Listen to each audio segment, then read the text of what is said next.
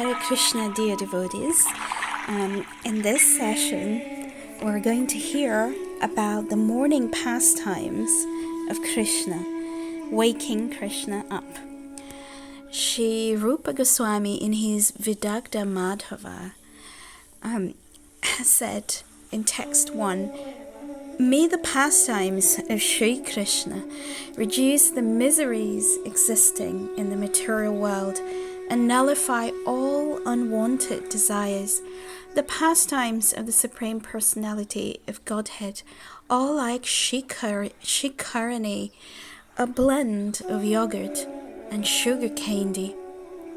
They overpower the pride of even the nectar produced on the moon." So, immersing ourselves in the beautiful, enchanting pastimes of the Lord relieves all the miseries that we may have. It transfers us directly to the spiritual realm of the Lord. So even though we're in this material world, by the power of remembrance of Krishna in his pastimes, we get transferred into the spiritual realm of Goloka Vrindana. And such is the power of the pastimes of Krishna. So in this session, we'll hear about the Prataha Leela of Krishna, 6 a.m. to 6:24 a.m. in the morning, from the Bhavanasara Sangraha.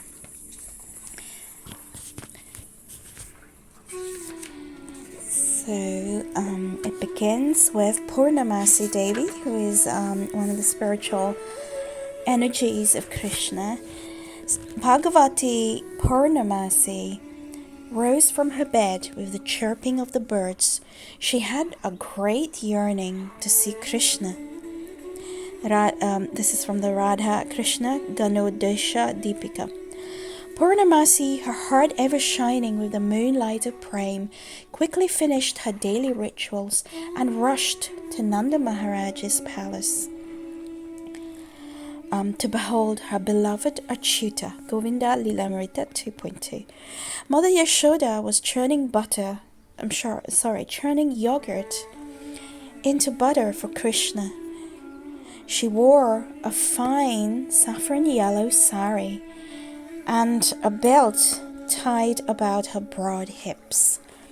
Due to her intense motherly affection, Yashoda's breast moistened with milk and trembled from vigorously pulling the churning ropes. Her bangles jingled and her earrings swung back and forth.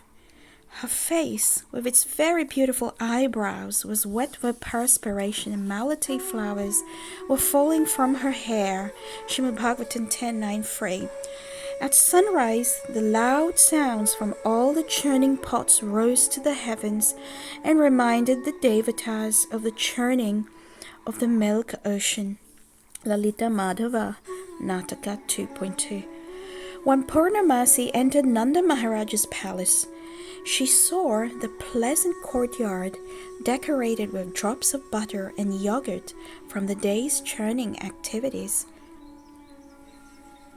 It appeared like Shwetadweep, where Lord Achyuta, bedecked in jewels, blissfully sleeps on the soft belly of Ananta, in the midst of swirling waves of milk.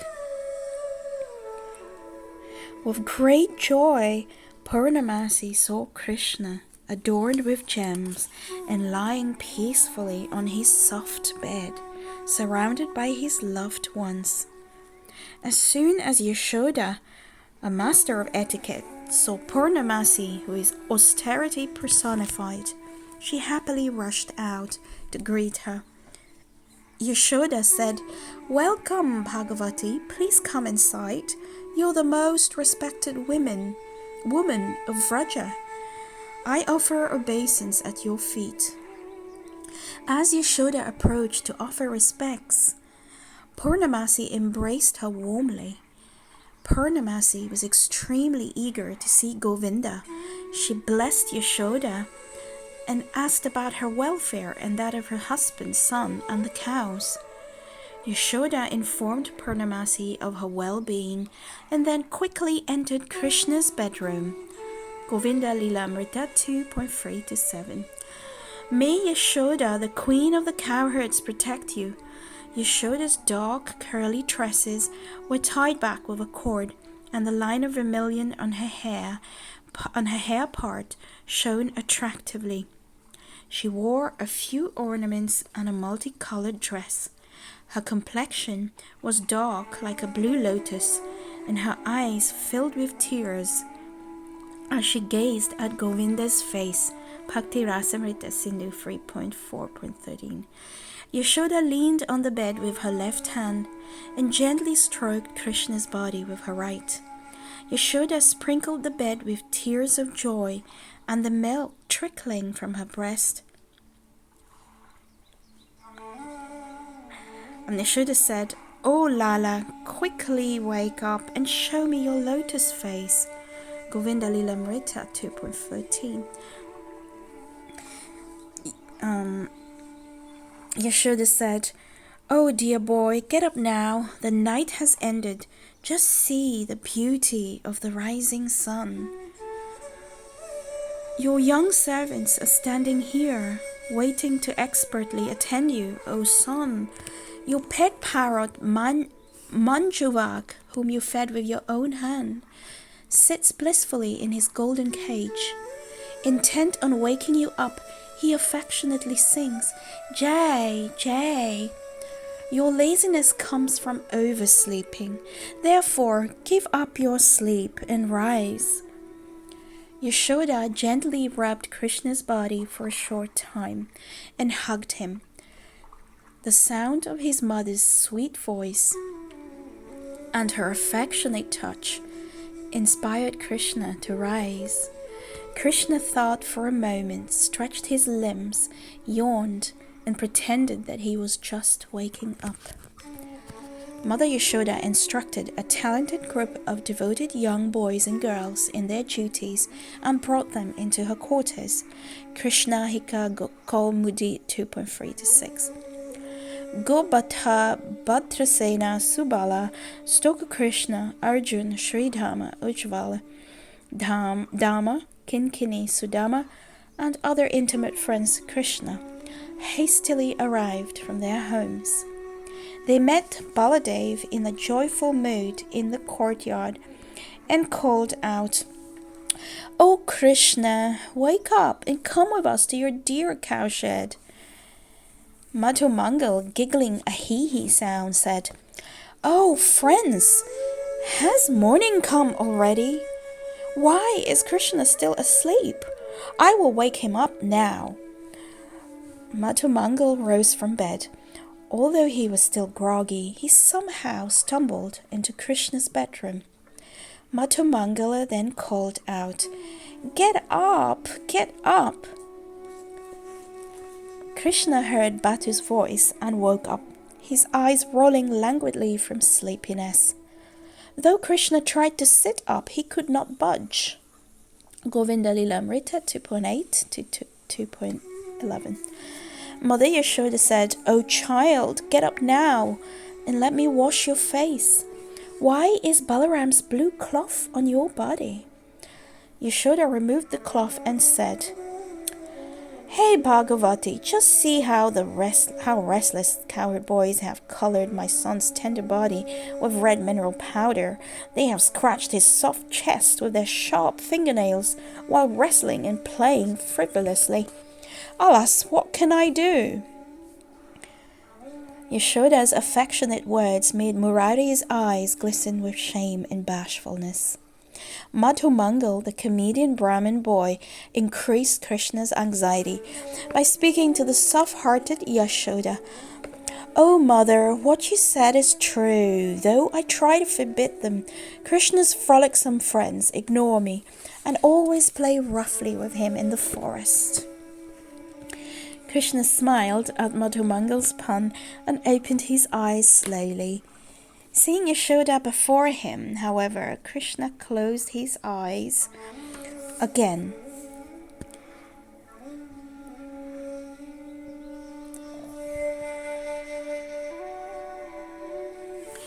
Purnamasi smiled at Yashoda's innocent words and Krishna's childish antics. Concealing her parental affection, she said, "Oh, intelligent boy, it is only natural that you are happily sleeping, being exhausted from playing so hard with your boyfriends or girlfriends. That is okay, but without seeing you, the thirsty calves will not drink their mother's milk. Therefore, please rise from bed, O Lord of the Vrajavasis, O Vrajendra Nandana, quickly get up. Look, your elder brother, your friends, and the calves have all collected in the courtyard, waiting to go to the cowshed." Now Krishna actually sat up, clenched his fists, and raised his arms into the air. Krishna rubbed his body and yawned, showing his sparkling teeth. Then he rose from bed. Govinda Lila Amrita 2.15 to 2.14.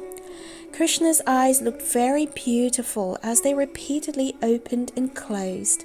It seemed that Krishna was half awake and half asleep.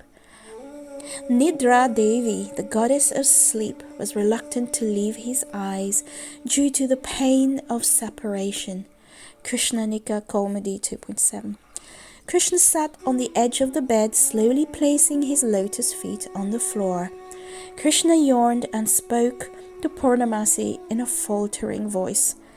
"O noble lady, I offer my respects to you." Govinda Lilamrita 2.26. Mother Yashoda touched Krishna from head to toe with her palms while chanting the mantra Avyadajog Nigrim for his protection. Looking upward, she prayed in a pitiful voice, "O God of gods, after many days, you mercifully gave me a son who is the life and soul of his friends and family. O Lord, I do not know the proper process of worship, but please bestow your causeless mercy and protect my son at all times." Krishna Bhavanamrita 3.35 to 3.36. The very young, fortunate young servant girls performed Aratika by slowly moving a splendid jewel-inlaid ghee lamp before Krishna. The joyous male and female servants who had eternally youthful forms became absorbed in serving Krishna. The boys had attractive turbans tied on their heads and swaying necklaces on their chest. Their bodies were as fragrant as lotus pollen, and they wore garments of dark blue, green, white, red, and yellow colors. Everyone was ornamented with sterling qualities. Krishna Nika Comedy 2.8 to 10.10. Rising from bed, Krishna sat comfortably on a jewel platform illuminated by 4 kinds of jewels. All the male and female servants, with cheerful hearts, served Krishna with various fine ingredients. Krishna slowly washed his lotus face with a steady stream of camphor-scented water poured into his cupped palms by a male servant. After drying his face and hands with a soft, fine linen towel, Krishna smiled beautifully and accepted a flexible toothbrushing twig from the servants. Krishna used a twig from a desire tree to gently brush his teeth, which reflected the radiance of his jeweled rings. The eyes of the servants swelled with joy upon seeing Krishna's earrings swinging back and forth as he brushed his teeth. Krishna held the 2 ends of the 9-inch long jeweled golden tongue scraper to clean his tongue, reddened from chewing betel nuts. The sparkling diamond bracelet on Krishna's wrist shone brilliantly. Krishna calmly washed his face again with pure water and dried it. Casting a charming glance from his restless eyes, Krishna made the mirror before him bear witness. One smiling Manjari grasped a ruby-inlaid comb in her lotus bud hand and gently dressed Krishna's hair. The comb and her bangles tinkled sweetly as she moved her hand. As the day began, One servant, an expert in fine arts, removed Krishna's night clothes and dressed him in fresh ones. He washed and dried Krishna's feet and deftly tied a turban on his head. Krishna Nika Komedi 2.11 to 2.18. Meanwhile, a cowherd man arrived and said, "O Prince, the expert cowherd men are not able to milk the cows. The calves were unhappy because they cannot suck even a drop of milk from their mothers. With tearful eyes, the cows all look down the path for you. They neither let down their milk nor lick the calves standing beside them, mooing loudly in all directions. They cannot tolerate another moment without you." Thus informed by the cowherd man, Krishna, in a joyful mood, bathed his mothers with the nectar of his smiling face. While chewing betel nut, Krishna stood up and left. Yashoda said to Balabhadra, "O Balaram, if you and your younger brother go to the wrestling arena after milking the cows, do not tarry there. I beg you, after playing for a short time with your friends, come home and take breakfast." Krishna argued, "Mother, you do not trust me. Therefore you're speaking to Balaram without saying anything to me. I am the best behaved amongst the boys, so why should I be controlled by Balaram?" Yashoda replied, "O child, from your babyhood, the housewives of Vraja have known about your so-called good conduct. They complained to me many times about your conduct in their homes." Yashoda placed a small golden milk pot in Krishna's right hand, and in his left a rope as brilliant as lightning for tying the hind legs of the cows during milking. "O Radha!" In this way, Krishna looked even more beautiful than before, Purnamasi said to Radharani. Krishna Bhavanamrita 3.44 to 3.50.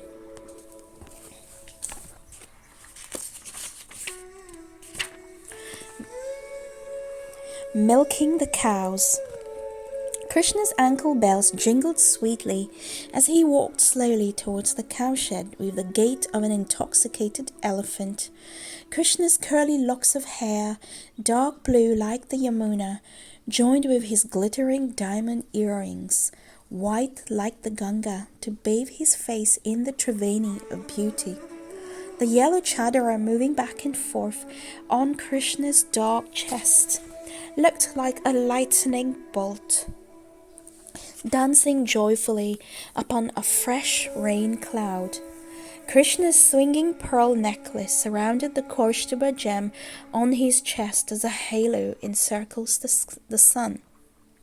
The forest garland on his neck repeatedly kissed his ankle bells.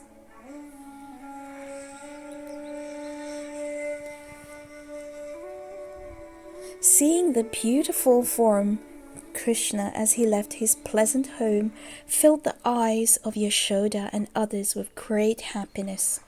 Krishna chewed some excellent pan given by the servants while walking towards the town gate. Krishna and his intimate boyfriends, like Subala, sat down together on a mosaic platform just beyond the town gate. Krishna's eyes restlessly darted from house to house as he thought, "Where is such and such girl, and what is she doing now?" One by one, Krishna's friends arrived and whispered secrets into his ears.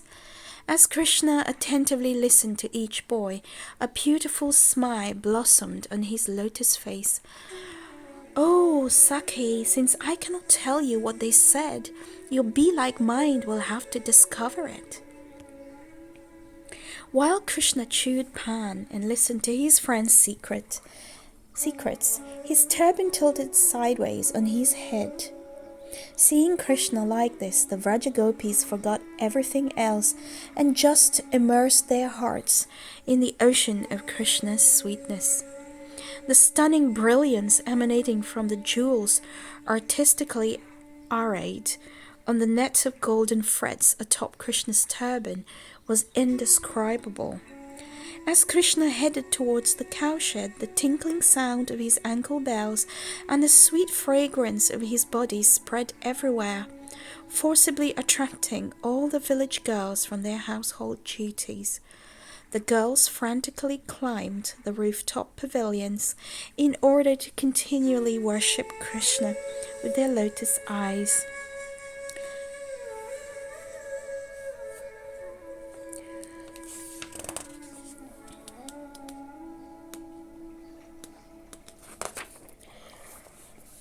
So this is a little